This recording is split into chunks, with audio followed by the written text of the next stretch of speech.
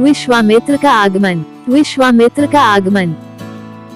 अयोध्यापति महाराज दशरथ के दरबार में यथोचित आसन पर गुरु वशिष्ठ, मंत्रीगण और दरबारीगण बैठे थे। अयोध्या नरेश ने गुरु वशिष्ठ से कहा, हे गुरुदेव, जीवन तो क्षणभंगुर है और मैं वृद्धावस्था की ओर अग्रसर होते जा रहा हूँ। राम, भरत, लक्ष्मण और शत्रुघ्न चारों ही राजकुमार अब वयस्क भी हो चुके हैं। मेरी इच्छा है कि इस शरीर को त्यागने के पहले राजकुमारों का विवाह देख लूं। अतः आपसे निवेदन है कि इन राजकुमारों के लिए योग्य कन्याओं की खोज करवाएं।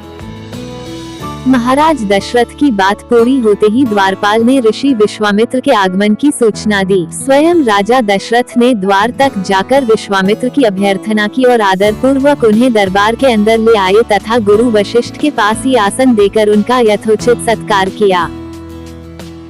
कुशल क्षेम पूछने के पश्चात राजा दशरथ ने विनम्र वाणी में ऋषि विश्वामित्र से कहा, हे मुनिश्रेष्ठ, आपके दर्शन से मैं कृतार्थ हुआ तथा आपके चरणों की पवित्र धूलि से यह राजदरबार और संपूर्ण अयोध्यापुरी धन्य हो गई।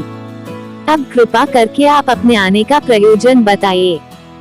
किसी भी प्रकार की आपकी सेवा करके मैं स्वयं को अत्यंत भाग्यशाली समझूंगा। राजा के विनयपूर्ण वचनों को सुनकर मुनि विश्वामित्र बोले, हे राजन, आपने अपने कुल की मर्यादा के अनुरूप ही वचन कहे हैं। इक्ष्वाकु वंश के राजाओं की श्रद्धा भक्ति गौ, ब्राह्मण और ऋषि मुनियों के प्रति सदैव ही रही है।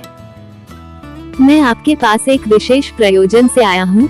समझिए कि कुछ मांगने के लिए आया हूँ। यदि आप मुझे वांछित वस्तु देने का वचन दे तो मैं अपनी मांग आपके सामने प्रस्तुत करूं। आपके वचन न देने की दशा में मैं बिना कुछ मांगे ही वापस लौट जाऊंगा।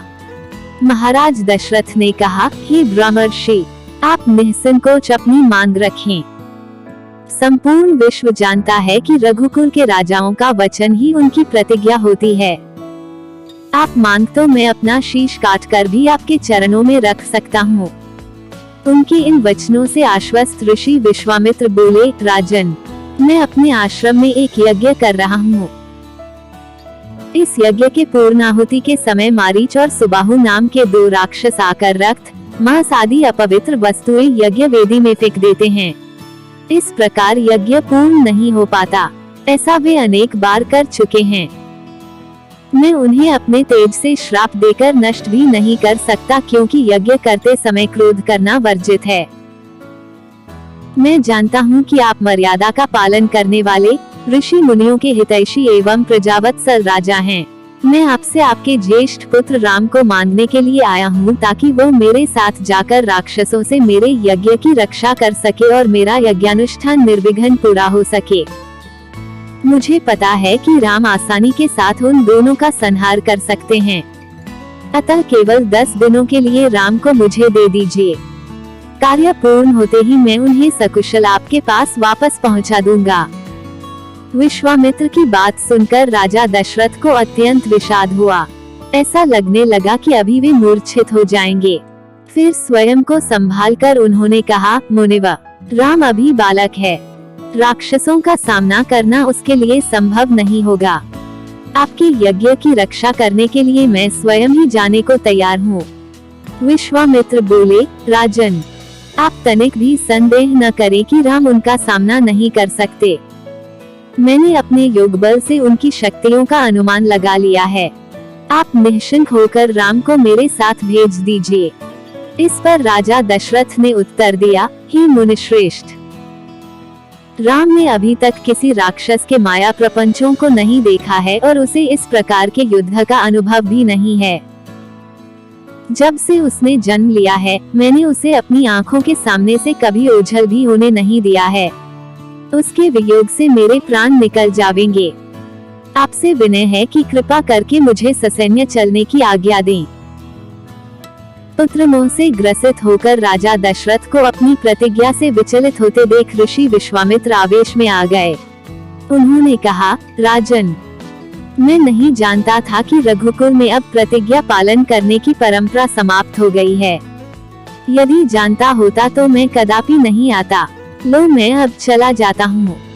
बात समाप्त होते होते उनका मुख क्रोध से लाल हो गया। विश्वामित्र को इस प्रकार क्रुद्ध होते देखकर दरबारी एवं मंत्रीगण भयभीत हो गए और किसी प्रकार के अनिष्ट की कल्पना से वे कांप उठे। गुरु वशिष्ठ ने राजा को समझाया, हे राजन। गुरु वशिष्ठ ने राजा को समझाया, हे राजन, पुत्र के मोह में ग्रसित होकर रघुकुल की मर्यादा, प्रतिज्ञा पालन और सत्यनिष्ठा को कलंकित मत कीजिए। मैं आपको परामर्श देता हूँ कि आप राम के बालक होने की बात को भूलकर एवं निश्चिंत होकर राम को मुनिराज के साथ भेज दीजिए। महामुनि अत्यंत विद्वान, नीति निपुण और अस्त्र शस्त्र के ज्ञाता हैं। मुनिव के साथ जाने से राम का किसी प्रकार से भी अहित नहीं हो सकता, उल्टे वे इनके साथ रहकर शस्त्र और शास्त्र विद्याओं में अत्यधिक निपुण हो जाएंगे तथा उनका कल्याण ही होगा। गुरु वशिष्ठ के वचनों से आश्वस्त होकर राजा दशरथ ने राम को बुला भेजा। राम के साथ साथ लक्ष्मण भी वहां चले आए। राजा दशरथ ने राम को ऋषि विश्वामित्र के साथ जाने की आज्ञा दी।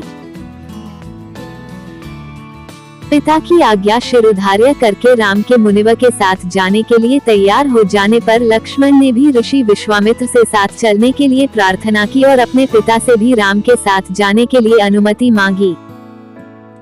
अनुमति मिल जाने पर राम और लक्ष्मण सभी गुरुजनों से आशीर्वाद लेकर ऋषि विश्वामित्र के साथ चल पड़े। समस्त अयोध्या वासियों ने देख कि मंद धीर गति से जाते हुए मुनिश्रेष्ठ विश्वामित्र के पीछे पीछे कंधों पर धनुष और तरकस में बाण रखे दोनों भाई राम और लक्ष्मण ऐसे लग रहे थे मानो ब्रह्मा जी के पीछे दोनों अश्विनी कुमार चले जा रहे हों। अद्भुत कांति से युक्त दोनों भाई गौ की त्वचा से बने दस्ताने पहने हुए थे। हाथों में धनुष और कटी में तीक्ष्ण धार वाली कृपाणें शोभायमान हो रही थी। ऐसा प्रतीत होता था मानो स्वयं शौर्य ही शरीर धारण करके चले जा रहे हों। लता विटपों के मध्य से होते हुए 6 कोस लंबा मार्ग पार करके वे पवित्र सरयू नदी के तट पर पहुँचे। मुनि विश्वामित्र ने स्नेहयुक्त मधुर वाणी में कहा, हे वत्स, अब तुम लोग सरयू के पवित्र जल से आचमन स्नानादि करके अपनी थकान दूर कर लो, फिर मैं तुम्हें प्रशिक्षण दूंगा। सर्वप्रथम मैं तुम्हें बला और अतिबला नामक विद्याएं सिखाऊंगा। इन विद्याओं के विषय में राम के द्वारा जिज्ञासा प्रकट करने पर ऋषि विश्वामित्र ने बताया, ये दोनों ही विद्याएं असाधारण हैं। इन विद्याओं में पारंगत व्यक्तियों की गिनती संसार के श्रेष्ठ पुरुषों में होती है। विद्वानों ने इन्हें समस्त विद्याओं की जननी बताया है। इन विद्याओं को प्राप्त करके तुम भूख और प्यास पर विजय पा जाओगे। इन तेजों में विद्याओं की सृष्टि स्वयं ब्रह्मा जी ने की है। इन विद्याओं को पाने का अधिकारी समझकर मैं तुम्हें इन्हें प्रदान कर रहा हूँ। राम और लक्ष्मण के स्नानादि से निवृत्त होने के पश्चात विश्वामित्र जी ने उन्हें इन विद्याओं की दीक्षा दी। इन विद्याओं के प्राप्त हो जाने पर उनके मुखमंडल पर अद्भुत कांति आ गई। तीनों ने सरयू तट पर ही विश्राम किया। गुरु की सेवा करने के पश्चात दोनों भाई तृण शैयाओं पर सो गए।